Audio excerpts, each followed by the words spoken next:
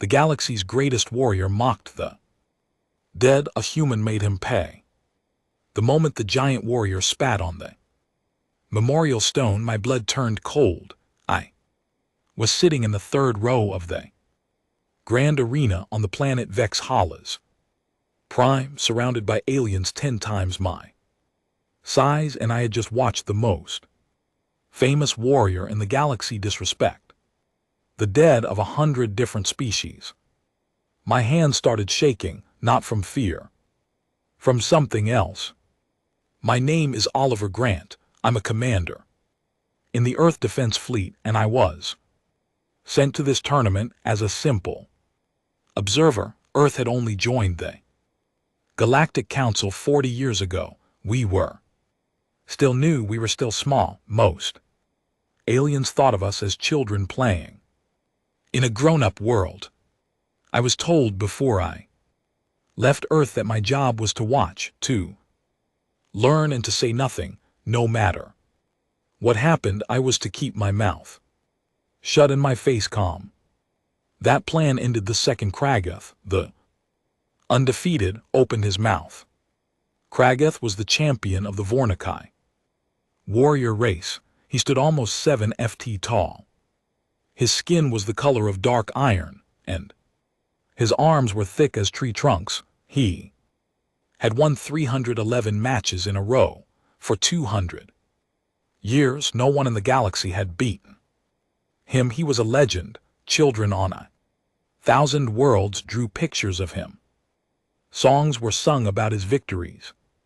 But today, Kragath was doing something no warrior was supposed to do. The tournament of 10,000 suns was held once every 100 years. Before the fighting started, there was a sacred ceremony called the reading of the honored dead. An old priest stood in the center of the arena and read out the names of warriors who had died in battle. Over the last 100 years, every species sent a list. The Tellurians sent their names, the Jakesai sent theirs. Even Earth had sent a small list, mostly from the Mars colony tragedy and the Battle of Ceres. The names were supposed to be read in silence. That was the rule. That was the custom. Kragath broke it. When the priest read the name of a fallen Jake's a warrior, Kragath laughed.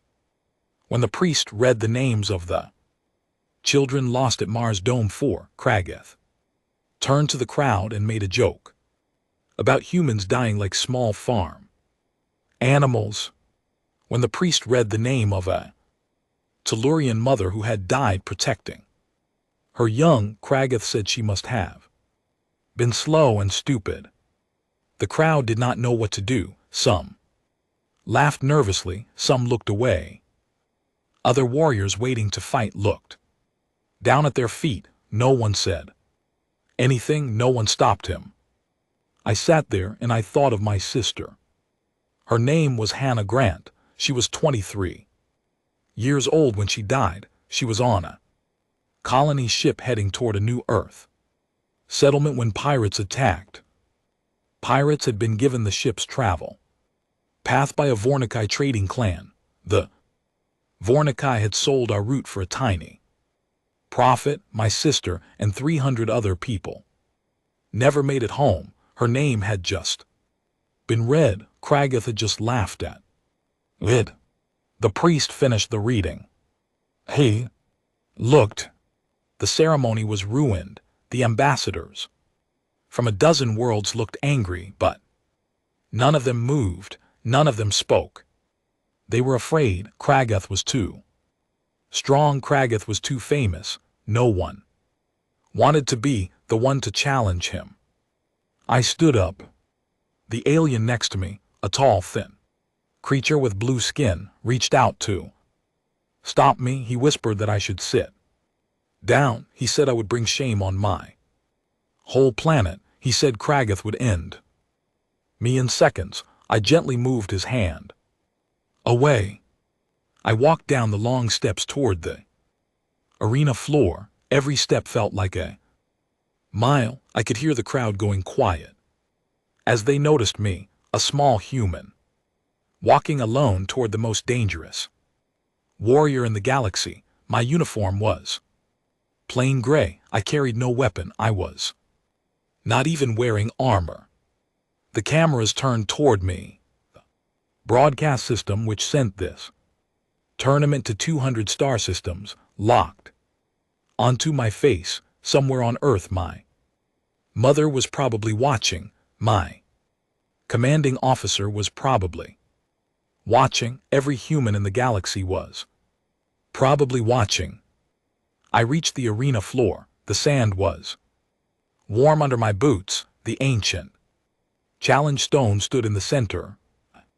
Black rock older than my whole civilization. To touch it was to call for a blood right duel. To call for a blood right was to say that honor had been broken and only combat could fix it. I placed my hand on the stone. The whole arena gasped. 10 million beings across 200 worlds gasped with them. Krageth turned to look at me. At first, he did not even see me.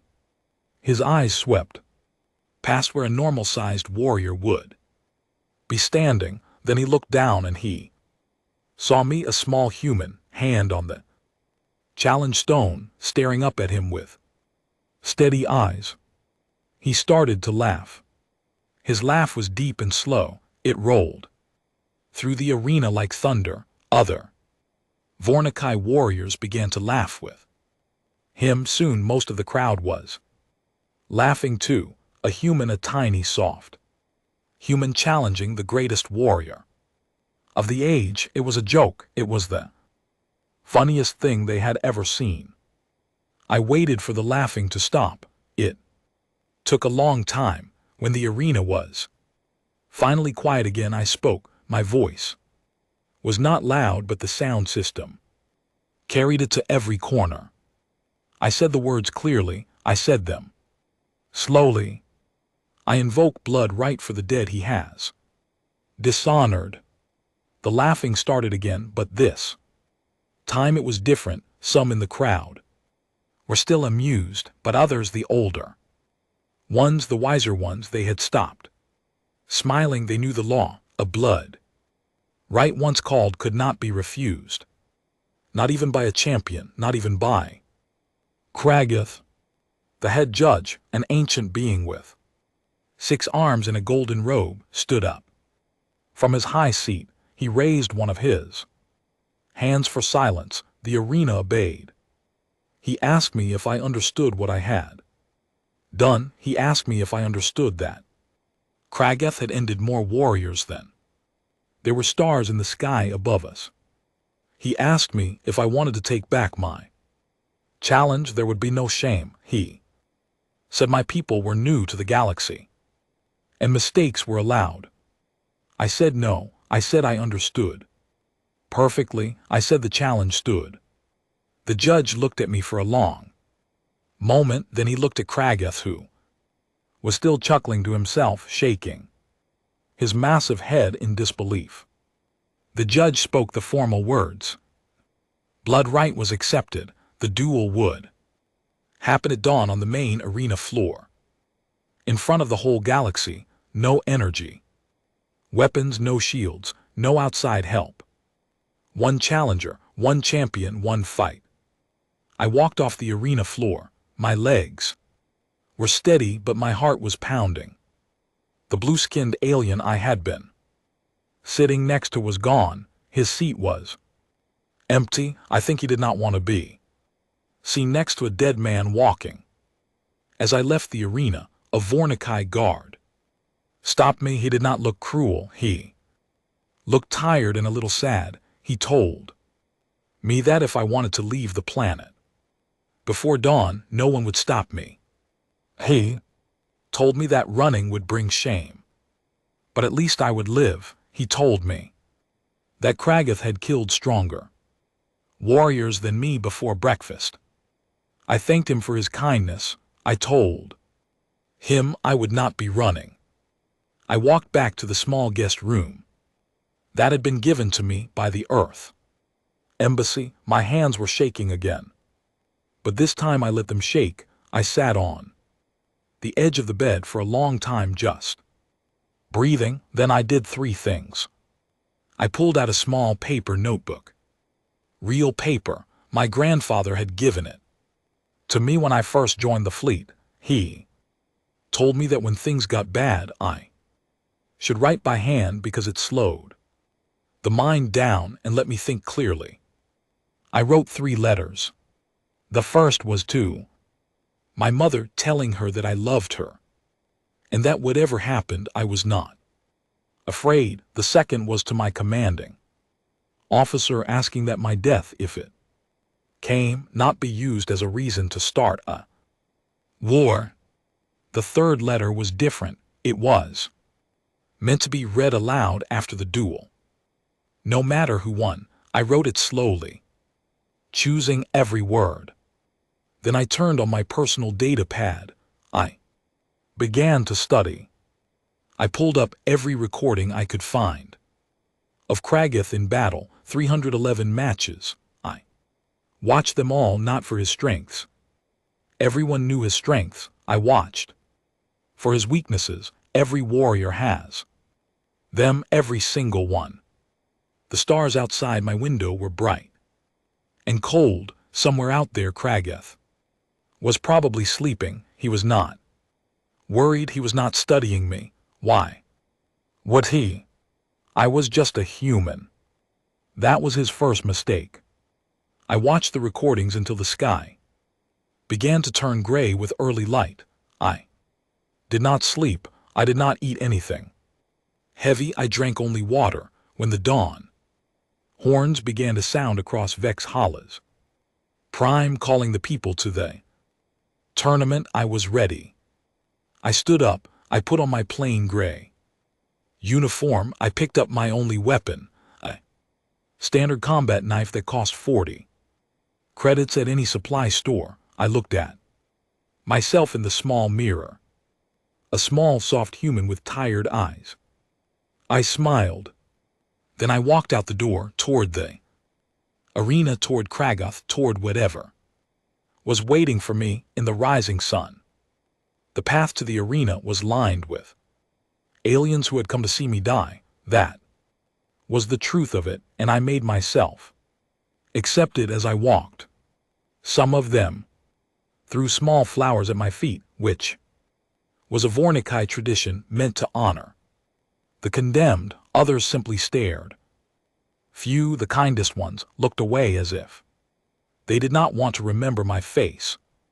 Once the fight was over, I kept walking. The morning air was cool and smelled of something like cinnamon mixed with metal. 2 moons were still visible in the lightning sky. I counted my steps. I had learned during my time in a prison camp years ago that counting steps was a good way to keep the mind steady when the body wanted to panic. I had been captured during the Krell border war. I spent 18 months in a cage the size of a small closet. I ate whatever insects crawled into the cage. I drank water that dripped from the ceiling pipes. When our fleet finally found us, I was one of only 4 survivors out of 60. I weighed 85 lb.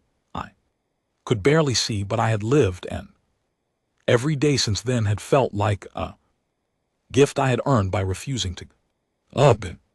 The galaxy did not know this about humans. They did not know our history.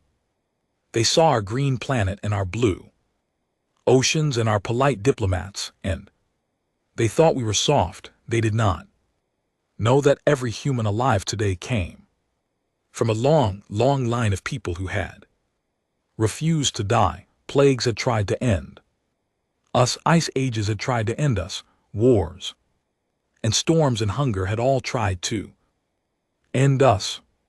And here we were, still walking, still breathing, still standing up when we should have been finished long ago. Kragath did not know this about us.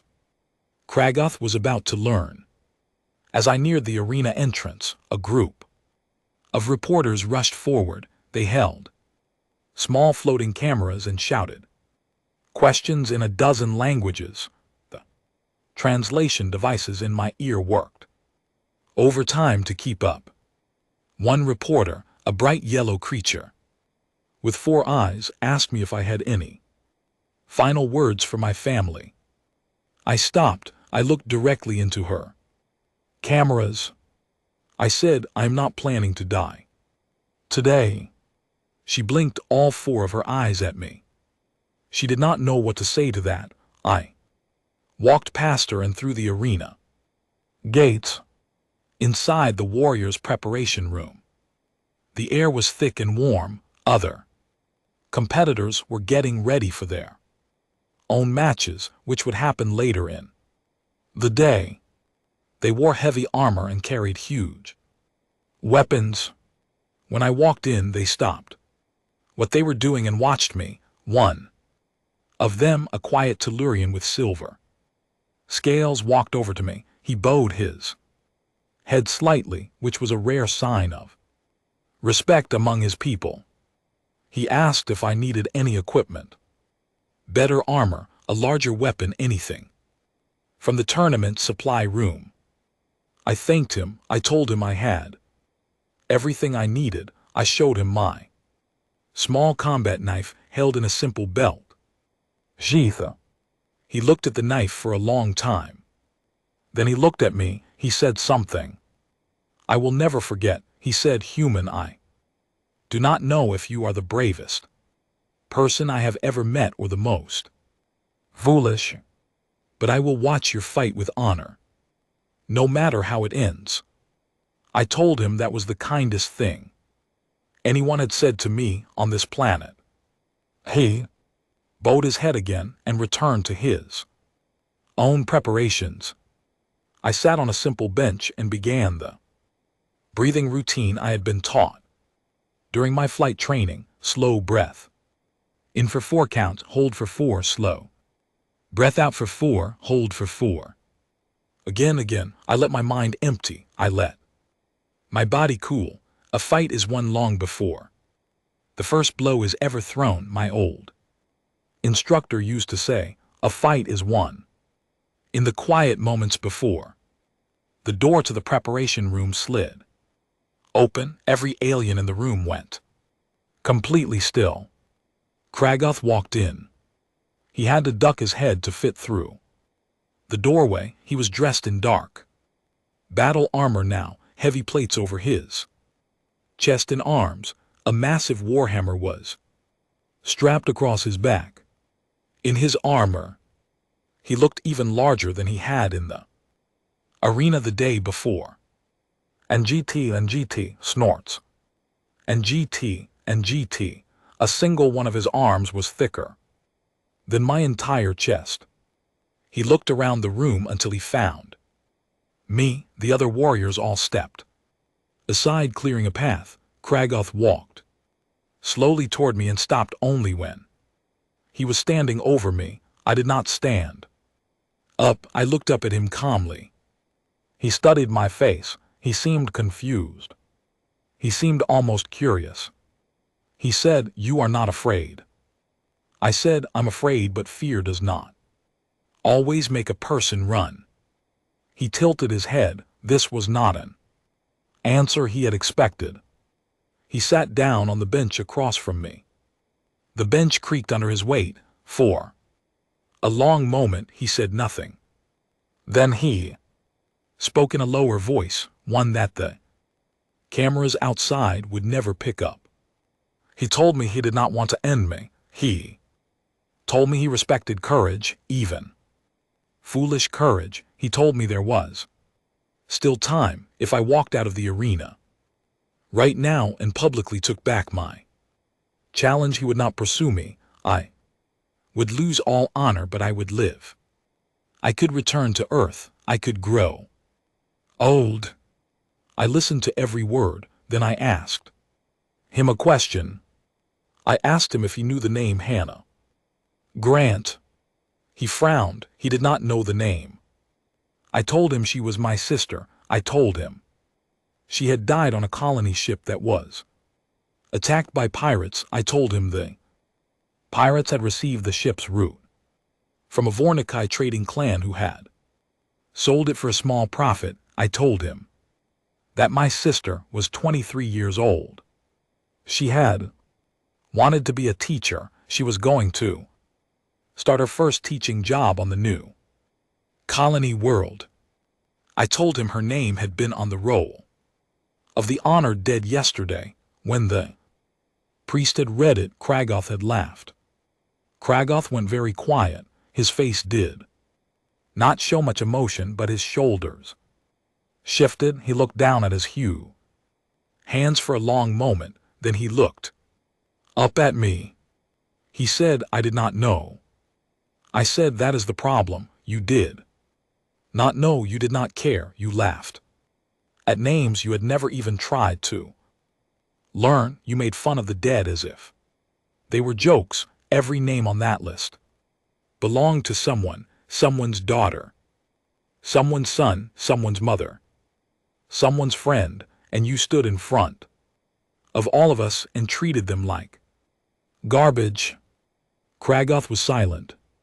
I said, this is not only about my sister, this is about every name you laughed at. I'm standing here for all of them because no one else would.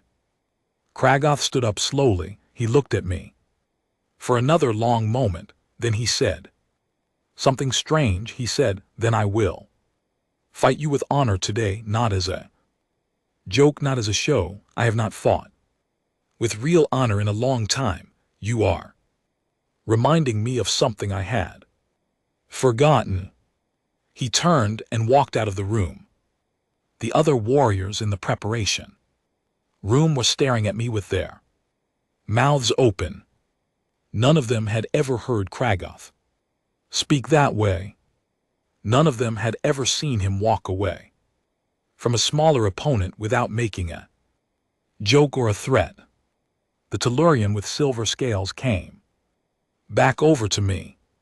He bent down close and whispered, human, I do not know what you just did, but you have already changed something in him. Whatever happens next, remember that.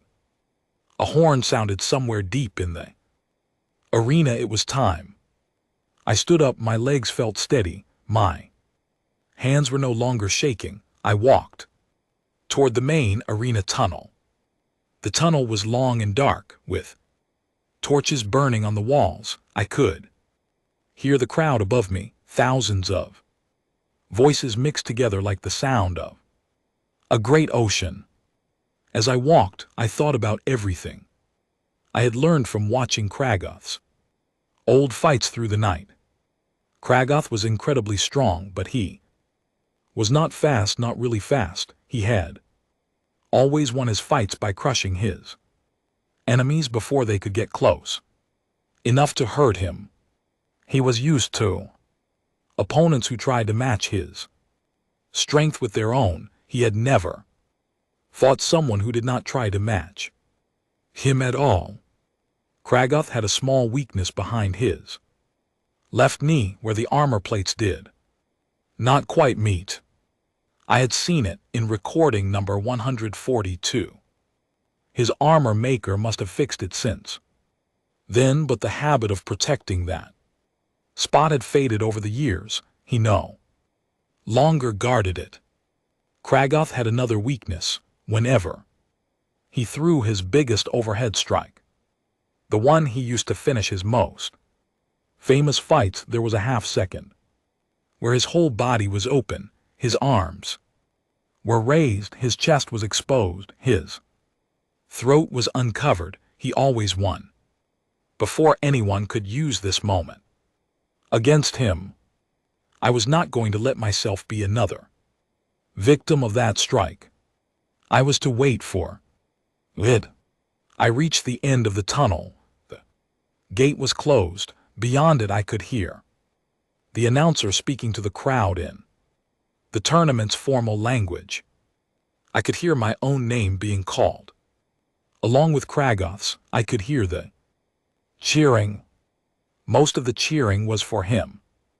I closed my eyes for one last moment. I thought of my sister. I thought of my mother, who was probably watching a live broadcast back on Earth, trying not to cry. I thought of every name on the list. Yesterday, every family, every story. I thought, I am not doing this alone. I'm carrying all of them with me. The gate started to rise. Sunlight poured in, bright and golden. The roar of the crowd hit me like a wave. I opened my eyes and walked out into the arena. Kragoth was already there, standing in the center, his war hammer in his hand. He looked at me as I approached. He did not laugh this time. He did not smile. He simply nodded, warrior to warrior. I nodded back. The judge raised his 6 arms. He spoke the formal words that began every blood right duel. And GT snorts. And GT. The rules were simple. No energy weapons, no outside help. The duel ended when one fighter yielded, or when one fighter could no longer continue. Crowd fell silent. I lowered into my fighting stance. Kragoth raised his hammer. The judge dropped his arms. The duel began. Kragoth moved first and the ground shook under his steps. He came at me with his hammer raised high, and even though I had studied him for hours, the pure force of his charge was almost enough to freeze me in place. Almost years of training kicked in. And GT clears throat. And GT, and I rolled sideways just as his hammer struck the arena floor where I had been standing 1 second before. The impact was so strong that pieces of stone flew into the air and sand sprayed in every direction. The crowd gasped. I was back on my feet before the sand had finished falling. Kragoth turned to face me, already swinging the hammer for a second blow. I did not try to block it. Blocking a hammer that size would have ended me instantly. I moved. That was my whole plan for the first few minutes of this fight. Move, watch, learn. The hammer swept past my head so close that I felt the wind of it in my hair. I stepped back, circling to his right. Kragoth followed me, slower now, calculating. He was not rushing anymore. He had realized that I was not going to stand still and die. He was starting to take me seriously. Good. Some in the crowd were booing. They wanted blood. They wanted a quick, easy victory for their champion. They did not understand what they were watching, but up in the judge's box I could see the old 6-armed judge leaning forward with great interest. He had lived a long time. He had seen many fights. He could see what I was doing, even if the crowd could not. Kragoth came at me again, this time with a sideways swing meant to catch my legs. I jumped over the hammer, landed light, and struck out with my knife. It was just a small cut along his upper arm. Nothing that would harm him. And GT snorts. And GT, but it drew the tiniest line of dark blood, and Kragoth looked at it in surprise. In 311 matches, how many of his opponents had managed to cut him? First, maybe a dozen, maybe fewer. I kept moving, circling, watching his feet. His feet told me more than his face ever could. The small shift of his weight, the way his left leg locked for a moment when he pivoted fast, the way his right shoulder dropped just before a big strike. The crowd began to quiet down. They were starting to notice this was not going how they had expected. Kragoth attacked again and again, and again. Each time I slipped past the hammer by inches. Each time my small Knife found a new gap in his armor. Cut on his thigh, a cut above his elbow. A small slice along his side wherein armor plate had shifted during his swings. None of the cuts were deep, none of them would end him, but they were there and they were adding up. Kragoth began to breathe harder. His armor was heavy, his hammer was heavy. He had been swinging both for several minutes now. I, on the other hand, was wearing almost nothing and carrying only a small knife. I was barely tired. He shouted something in his own language. It was a warrior's cry meant to summon strength. He charged again. Faster this time, his hammer coming in a long sweeping arc. I ducked under the swing and drove my knife up into the small gap behind his left knee. I remembered the spot from recording 142. The armor maker had added a plate there, but the plate did not fit perfectly. There was a small gap, just the right size for a knife point. Kragoth roared. He stumbled. For the first time in 200 years, the undefeated had been forced onto one knee. The crowd went completely silent. Not a single voice, not a single breath. 10 million beings across 200 worlds watched a small human stand over the greatest warrior of the age. I could have ended him right there. Back of his neck was exposed. One good strike and it would have been over. I would have won. I would have gone home a hero. I did not do it.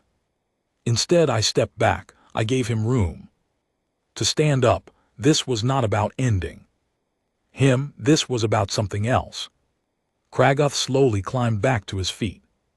He was bleeding from several small wounds now. He was breathing hard. His eyes met mine, and I saw something new in them. Not anger, not hate, something like understanding. He had just realized that I could have finished him and had chosen not to. He attacked again, but now his movements were different. He was not being careless. He was not playing to the crowd anymore. He was fighting like a real warrior, calm and focused, using every bit of skill he had. The hammer came in short, controlled swings. His footwork was better. His guard was higher.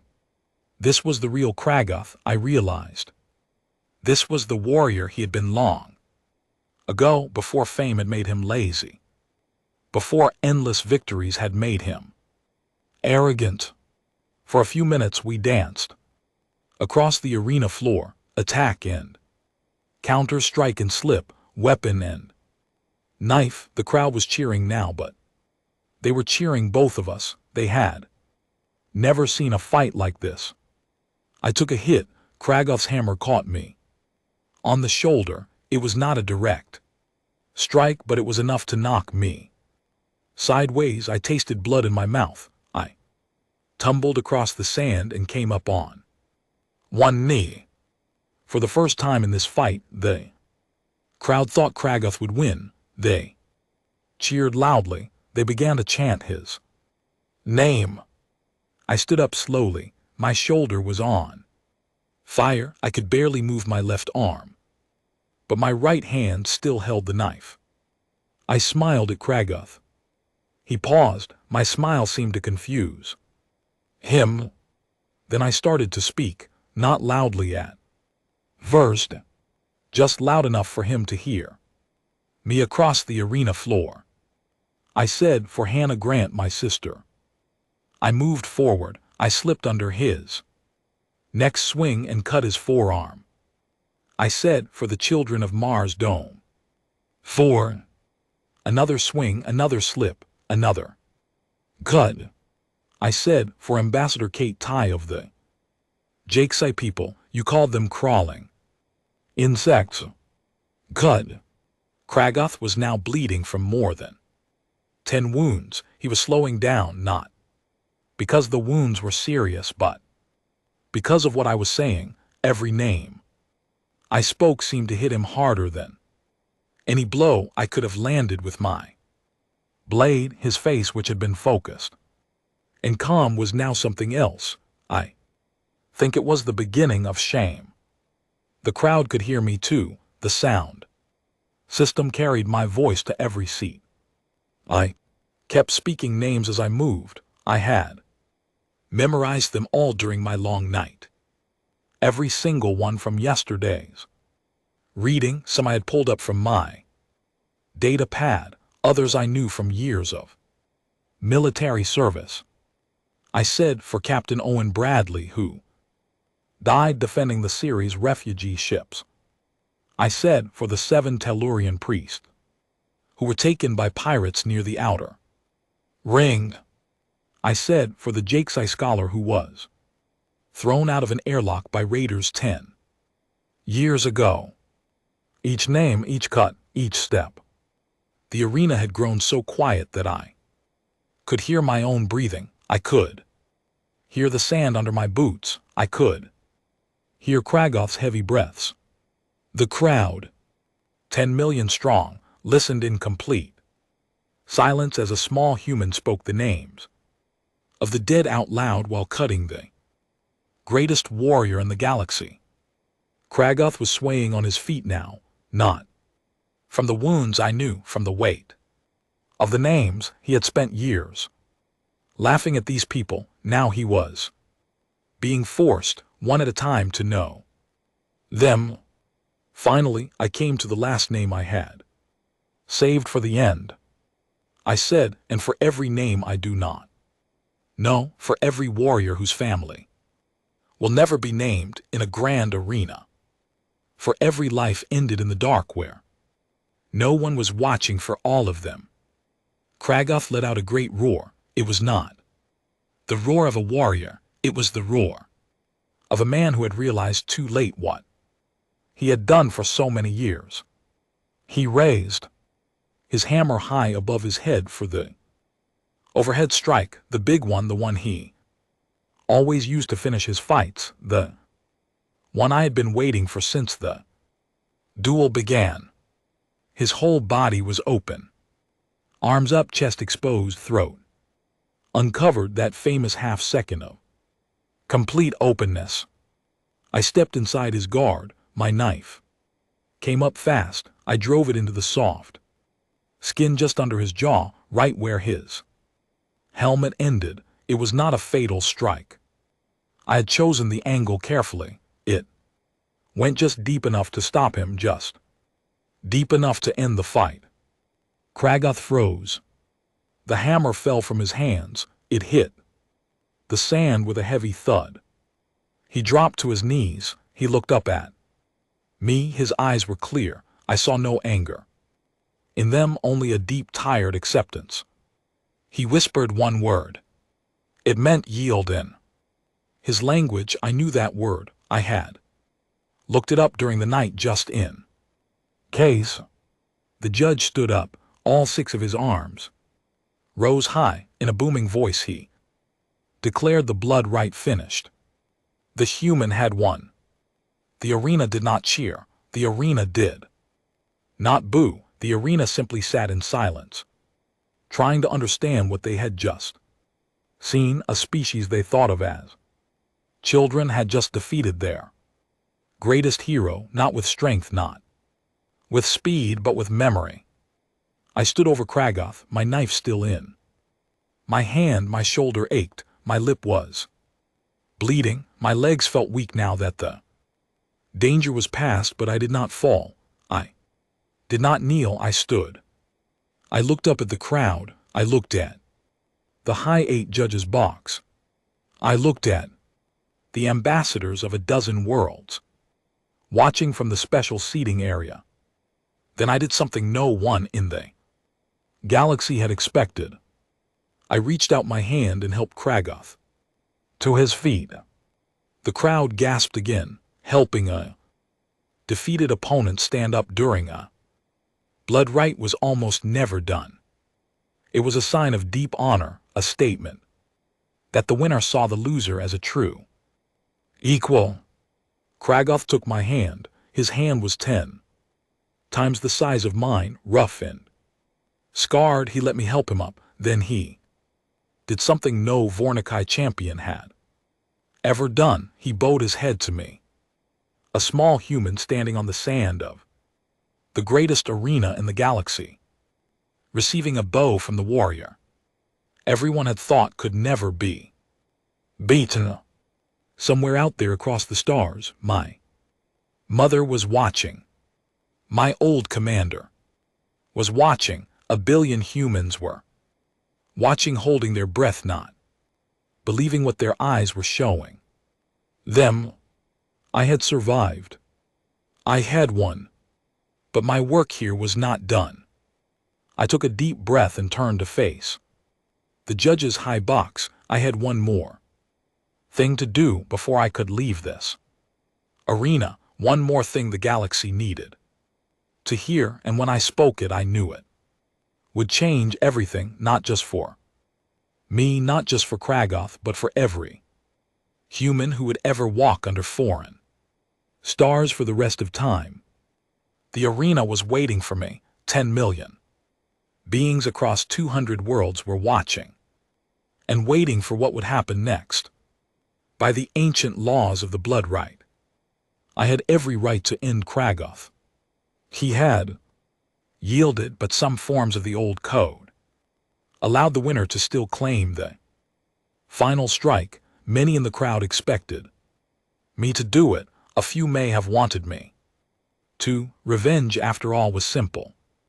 Revenge was understood in every language.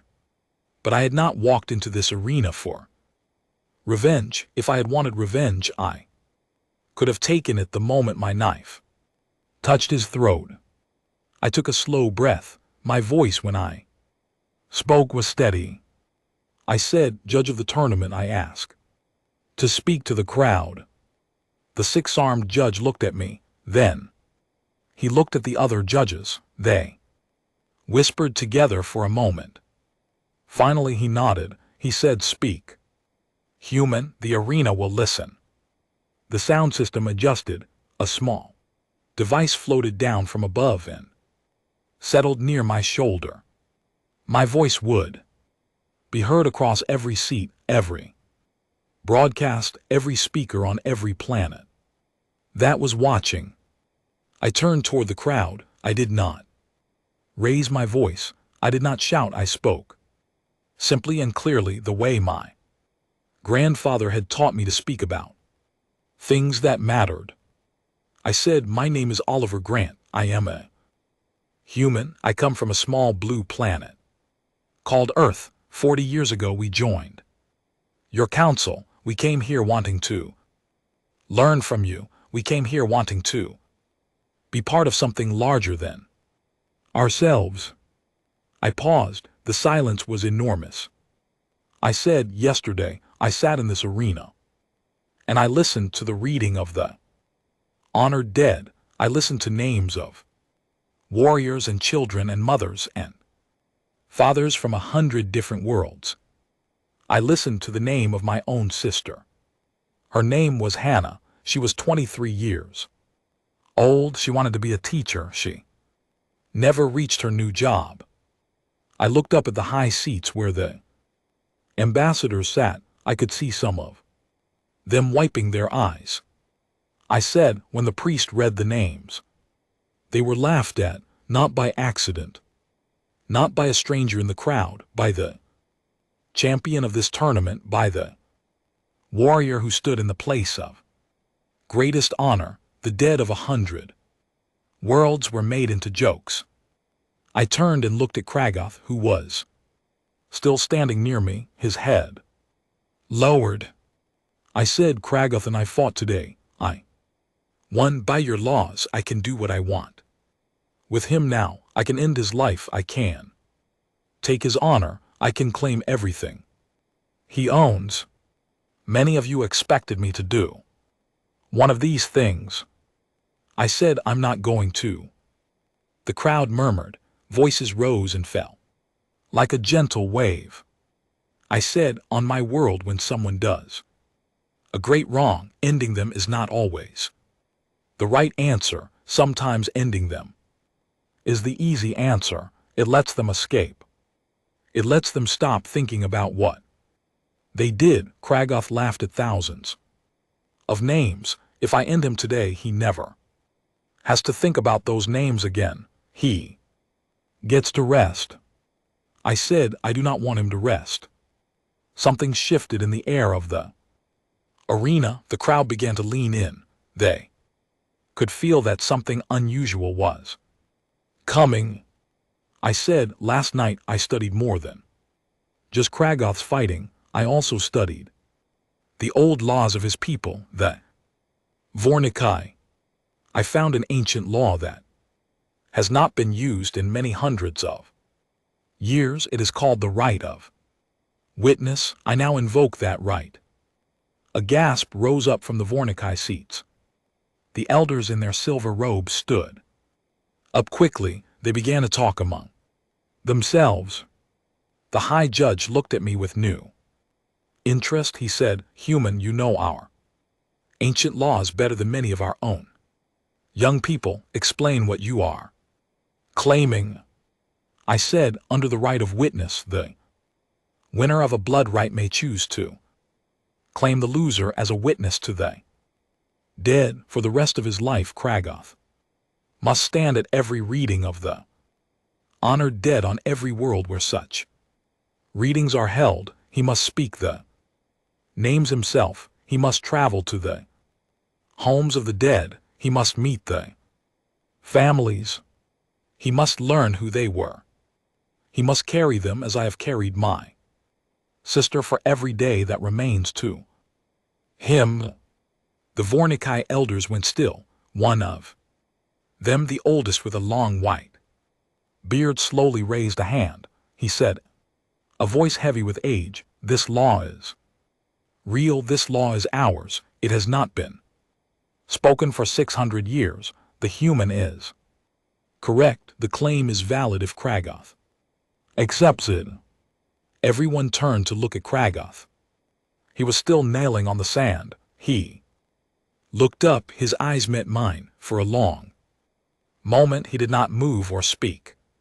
Then slowly he stood up. He was still much taller than me, even with his head bowed. He walked toward me and the crowd watched without making a sound. He stopped a few steps away. He placed one hand over his chest, which was the Vornikai sign of acceptance. He said, "I accept the right of witness. I will carry the names. For the rest of my days I will speak them and learn them. I will go to their families. I will listen to their stories. This is my new life." He paused. He said, "Human Oliver Grant, you have beaten me twice today, once with your knife and once with something I do not have a name for. If your people are all like you, then the galaxy has been wrong about humans for 40 years. I have been wrong. I was a fool." The crowd erupted. It was not cheering. It was not booing. It was a strange mixed sound full of shock and respect, and a deep rolling emotion that did not have one single shape. Some beings were weeping. Some were standing with hands raised in the gestures of their home planets. The old Vornikai elder in the white beard slowly lowered his head to me. I bowed back to Kragoth. I said, "Then go and carry them well." Kragoth turned and walked slowly out of the arena toward the tunnel on the opposite side. He did not look back. 2 Vornikai guards met him at the gate and walked with him, not as prisoners walk with their keepers, but as companions walk with a friend on a long journey. The judge called for the end of the ceremony. The horn sounded slow and deep. I walked off the arena floor on my own feet, my small knife still at my belt. I was tired in a way that went all the way down to my bones. In the preparation room, medics from 3 species were waiting for me. They cleaned my shoulder and my cut lip. They gave me water, and a warm blanket. The Tellurian with silver scales came in and handed me a small metal pin in the shape of a star. He said it was the highest honor his people gave to a warrior. He said it was mine now and that any Tellurian on any world would treat me as family from this day forward. I thanked him. I pinned the star to my uniform. Later I was brought before the full council of the tournament. Ambassadors from 30 worlds sat in a great circle. My own ambassador from Earth was there, too. Her name was Margaret Shaw, and her face looked 10 years younger than it had 2 days ago. She could not stop smiling. The council asked me to repeat my full speech for the official record. I did. I spoke quietly and carefully. When I finished, the council members spoke among themselves for a long time. When they were done, the chief ambassador, a tall being with feathers instead of hair, stood up. He made a formal announcement. He said, from this day forward, the tournament of 10,000 suns will include a new ceremony. Before any match begins, every champion must read at least one name from the honored dead out loud. They must know the person behind the name. They must speak of them with respect. This new custom will be called the Witness Walk. It is being added honor of Oliver Grant of Earth, who reminded us of something we had forgotten. He paused and looked at me. He said, Earth is no longer to be treated as a developmental species. Earth has shown the galaxy a kind of strength we had not known. From this day forward, humans will sit at every council table where they wish to sit. Your people are not children here. They are teachers. I bowed my head. I did not trust myself to speak.